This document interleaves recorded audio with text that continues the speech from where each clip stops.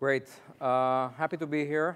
Thanks again to Landmark for inviting us and for hosting this great event,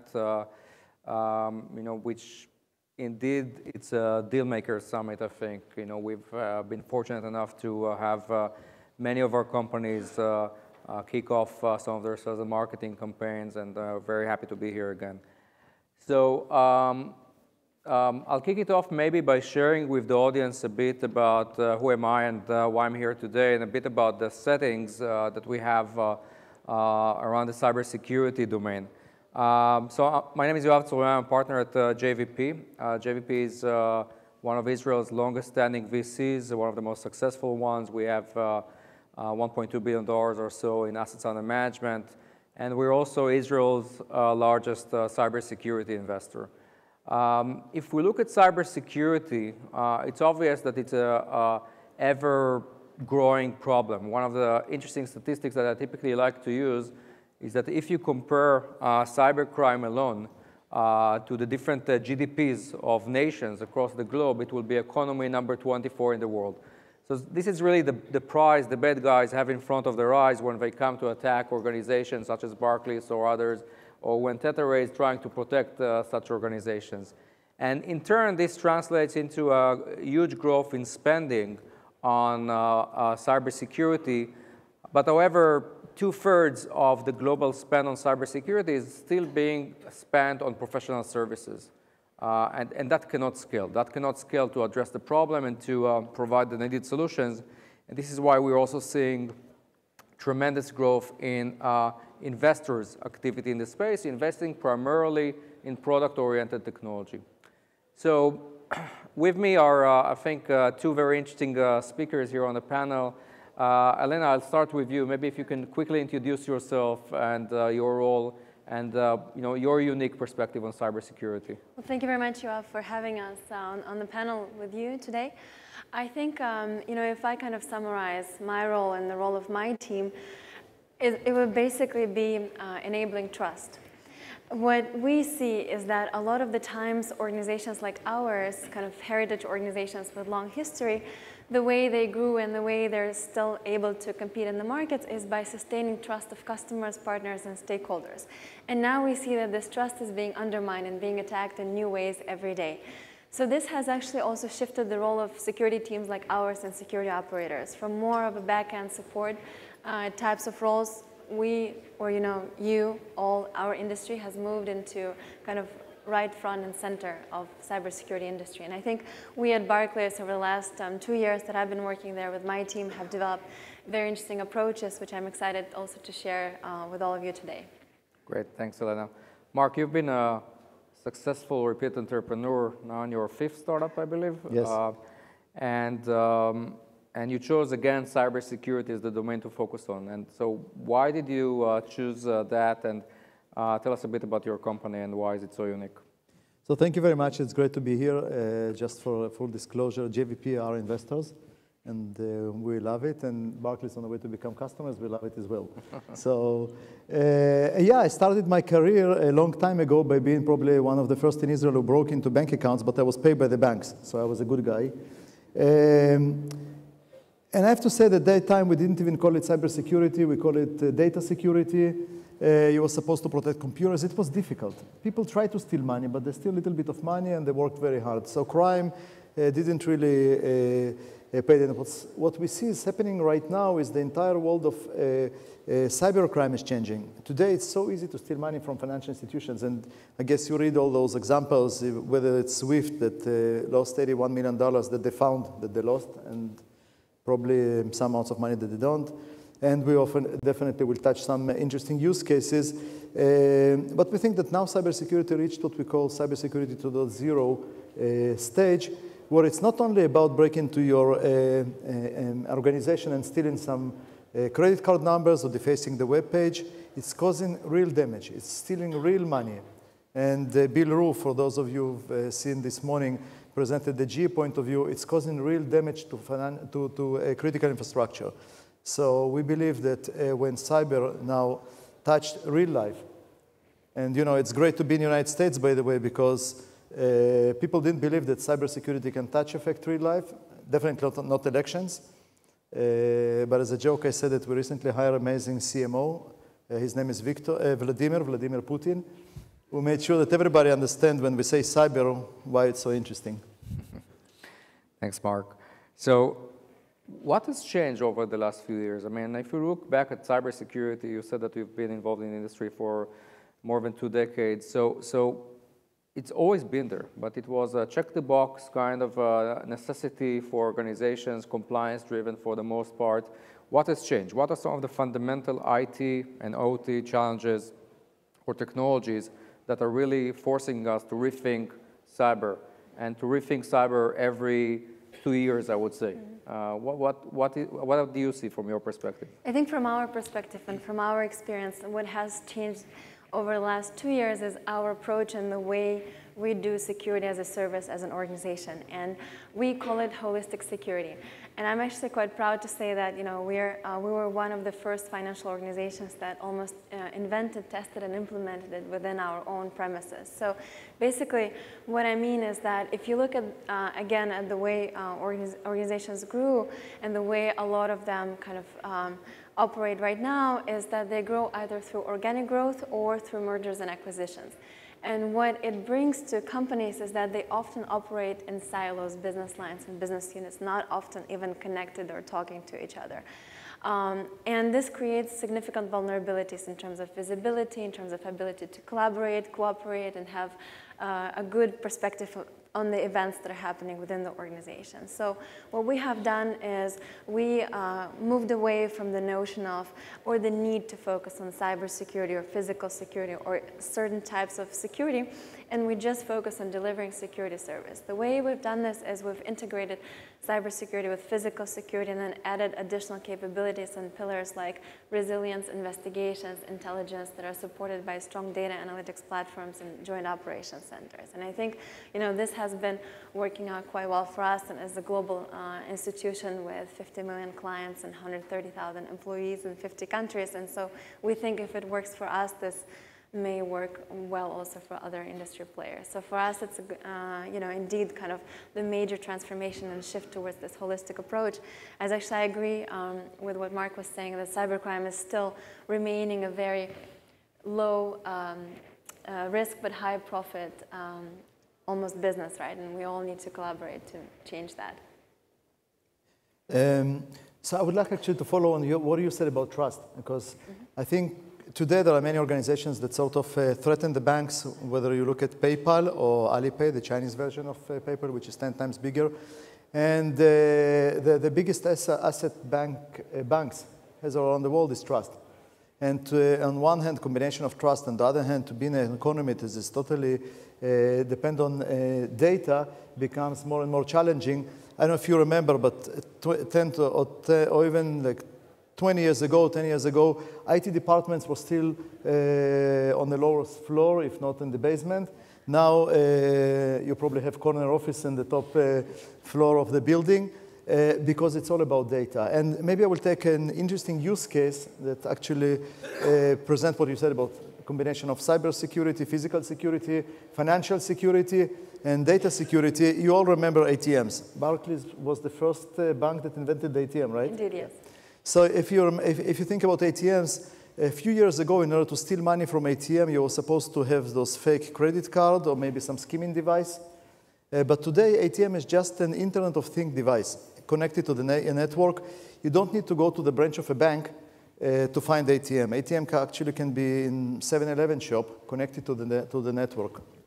And ATM is basically a small computer motor that is called dispenser that dispenses the money, and another motor that is called actuator that opens this metal door. And it's so easy today, and it's done day after day, it's so easy to hack into the ATM from remote, to make this engine or motor called dispenser start spinning, to make another engine that is called actuator to open the metal door, and you have very interesting phenomena.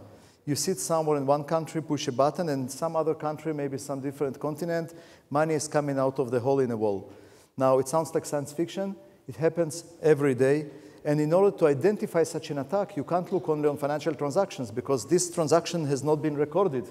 There is no financial transaction. So you need to look at physical security on SCADA commands, which is the special language that motors speak with each other, financial commands, and sometimes even environmental data, fuse it in real time, and identify that this type of attack is going on. Luckily for us, we found that we do it very well, but it's indeed a challenge. So we see those new approaches, right?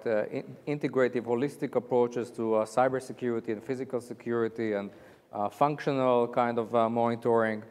We see that in financial services. We see that in industrial environment and in other sectors as well. But still, if you look at legacy or on environments, your back office for that matter, there are some solutions in there that have been around for the last 30 or 40 years, okay? The reliance, for example, on PKI, okay? To do or to secure many of your activities, whether it is the authentication, the digital signing of transactions and so forth. PKI has been around for many, many years. If implemented correctly, it's very powerful, not immune to all attacks, but very powerful, as the NSA showed us that they can crack many of those PKI-based approaches. But we know for a fact that many of the implementations are actually flawed, okay, and have backdoors and vulnerabilities, but still banks and other organizations keep on using such legacy technology, and it's very hard to switch over to a new approach. Still, I'm interested to know, Elena, maybe specifically from you, given that there's such a substantial install base of legacy environment, what are the domains that you think are still missing innovation? What are still the top 5 or top 3 elements in cybersecurity that requires more innovation, whether on the business side or on the technology side? Yeah. Well, I definitely agree with you, Yoav. If companies rely on technologies that were developed 30, 40 years ago, they're definitely vulnerable. But I think as computers evolve to be able to compute kind of larger amounts of data, the algorithms that, say, encryption technologies rely on, they have evolved also. And I think the key word here is not that this technology is particularly vulnerable, but the key word that you said is implementation. A lot of the times companies still rely on technologies that are very, very old, haven't been updated. And I think the focus actually should be on remediating this problem of technical debt. So I think and investing in new technologies like quantum computing, basically all the new technologies that will make you more secure and addressing this problem of technical debt. So I know that we discussed, for instance, the encryption problem and how it hasn't, you mentioned that it still needs a lot kind of the updates, but a lot of those algorithms, they basically rely on math and probability. So that's still there, right? That's not going to get updated anytime soon. Then. So I think we kind of really need to focus on remediating those vulnerabilities and invest in technologies that are secure by design, invest in technologies that will help us with, for instance, mass scanning of vulnerabilities, mitigation of DDoS attacks, stronger authentication, being able to respond to incidents faster, automation, even like AI for security still hasn't been implemented, but I feel like that's a focus area for a lot of companies. So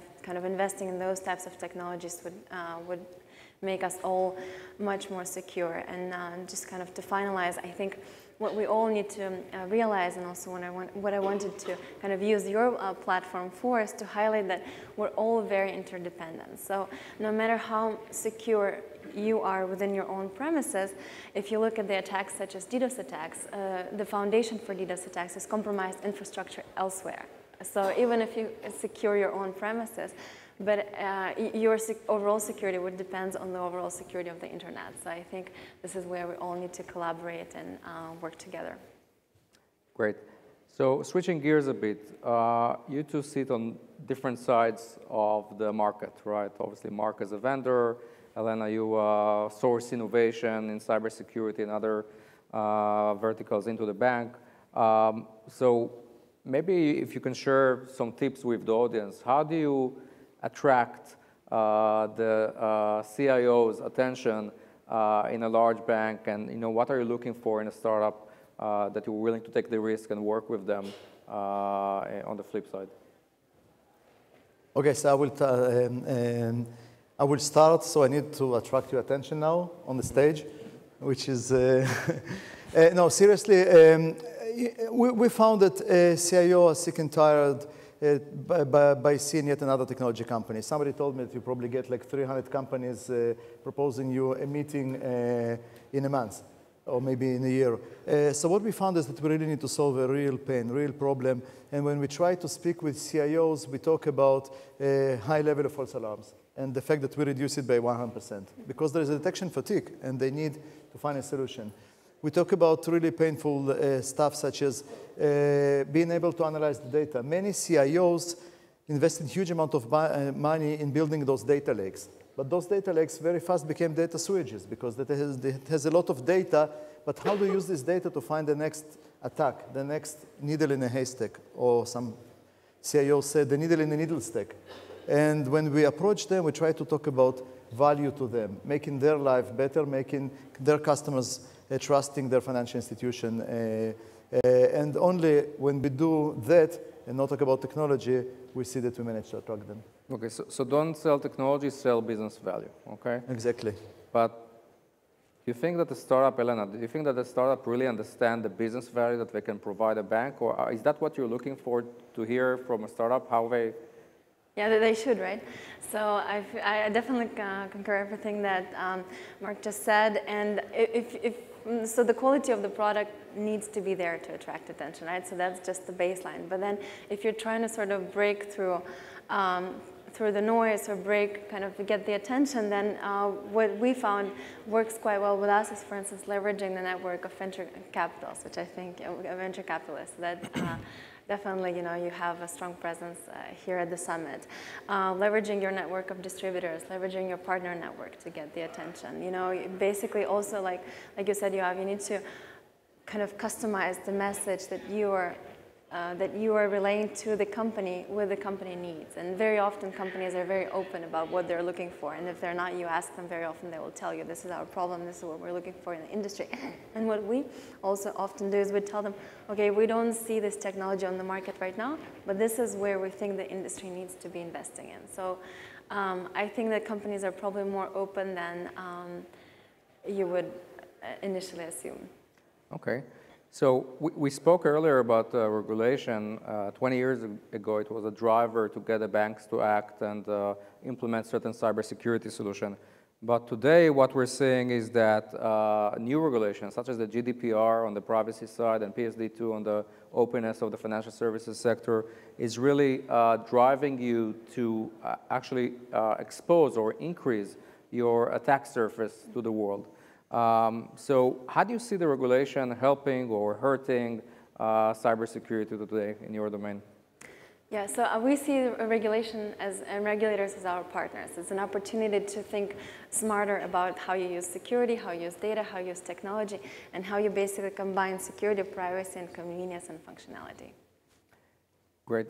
Final question, maybe if you can share with the audience, how do you see things changing, if at all, in the next 3 to 5 years? Is it going to change for the worse, for the better, and in what respect? Okay, I will start.